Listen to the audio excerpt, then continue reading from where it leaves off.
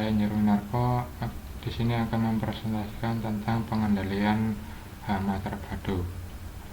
Latar belakang PHT ini adalah pemberian pestisida secara terus-menerus dengan jumlah yang semakin besar justru tidak memberikan hasil yang baik untuk mengatasi permasalahan hama, namun justru juga membunuh musuh-musuh alami dari hama. Dan pemberian pestisida juga dapat mengakibatkan pencemaran lingkungan yang pada akhirnya juga berdampak buruk pada kesehatan.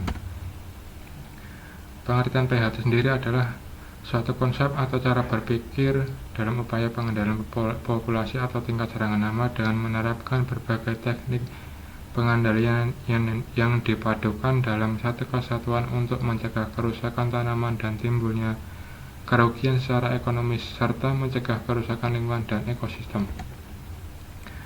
Peran PHT dalam perlindungan tanaman adalah yang pertama, mempertahankan populasi hama atau tingkat serangan hama di bawah ambang ekonomi atau ambang kendali atau ambang tindakan. Yang kedua, mengurangi atau membatasi penggunaan pestisida kimia. Yang ketiga, meningkatkan penghasilan, keuntungan usaha tani dan kesejahteraan petani dan atau produsen pertanian. Yang keempat, memanfaatkan, melestarikan dan meningkatkan kualitas lingkungan hidup. Yang kelima, sasarannya adalah produksi dan ekonomi tercapai tanpa merusak lingkungan hidup dan aman bagi kesehatan manusia. Prinsip dasar PHT. Yang pertama, budidaya tanaman sehat. Tanaman yang sehat memiliki daya tahan yang baik terhadap serangan hama dan penyakit. Yang kedua, memanfaatkan musuh alami.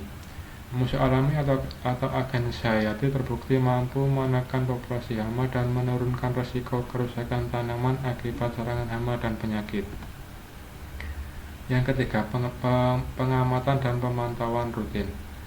Pengamatan dan pemantauan harus dilakukan secara rutin dan berkala sehingga perkembangan populasi hama, kondisi tanaman, serta perkembangan populasi musuh alaminya dapat diketahui.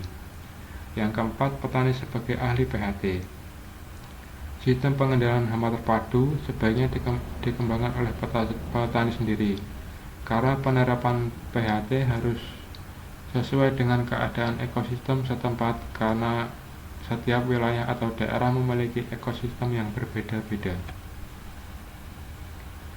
Lalu ada komponen PHT. Yang pertama, pengendalian secara fisik, merupakan upaya atau usaha dalam memanfaatkan atau mengubah faktor lingkungan fisik sehingga dapat menurunkan populasi hama dan penyakit.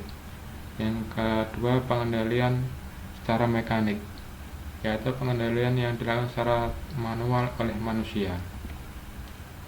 Yang ketiga, pengendalian kultur teknik, yaitu pengendalian hama dan penyakit melalui sistem atau cara dalam bercocok tanam. Yang keempat, pengendalian dengan varietas tahan, yaitu mengurangi atau menekan populasi hama, serangan dan tingkat kerusakan tanaman dengan menanam varietas yang tahan hama ataupun penyakit. Yang kelima, pengendalian secara hayati, adalah pengendalian hama atau penyakit dengan memanfaatkan agen hayati atau musuh alami, itu predator, parasitoid maupun patogen hama. Yang keenam, pengendalian dengan peraturan, yaitu pencegahan, penyebaran dan penularan organisme pengganggu tanaman melalui kebijakan perundangan yang ditetapkan oleh pemerintah. Yang ketujuh, pengendalian secara kimiawi. Pengendalian ini menggunakan pestisida sintetis kimia sebagai alternatif terakhir. Sekian presentasi dari saya, kurang lebihnya mohon maaf. Assalamualaikum warahmatullahi wabarakatuh. Terima kasih.